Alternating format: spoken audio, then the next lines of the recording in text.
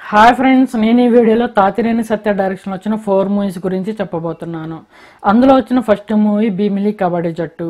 ఈ movie 29 July 2010 release అయింది. సుశీంతరన్ ఈ మూవీకి స్టోరీ అందించగా, సెల్వ గణేష్ ఈ మూవీకి మ్యూజిక్ డైరెక్షన్ వహించడం జరిగింది.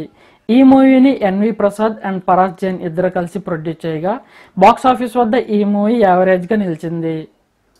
తాతినేని సత్య డైరెక్షన్లో వచ్చిన సెకండ్ మూవీ శివ మనసులో శృతి.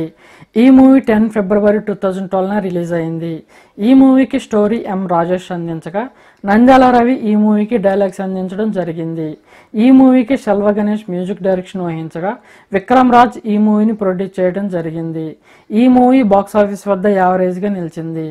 శివ మనసులో శక్తి అనే తమిళ మూవీ నుంచి ఈ మూవీ రీమేక్ చేయబడింది.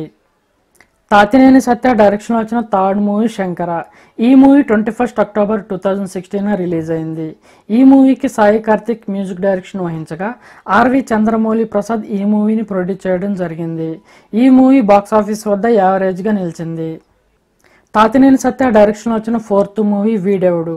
ఈ మూవీ 15 సెప్టెంబర్ 2017 రిలీజ్ అయింది. ఈ మూవీకి story and dialogues Tatineni Satya అందించగా, ఎస్ తమన్ ఈ మూవీకి మ్యూజిక్ డైరెక్షన్ వహించడం జరిగింది. ఈ మూవీని రైనా జోషి ప్రొడ్యూస్ చేయగా, బాక్స్ ఆఫీస్ వద్ద ఈ మూవీ ఫ్లాప్గా నిలిచింది.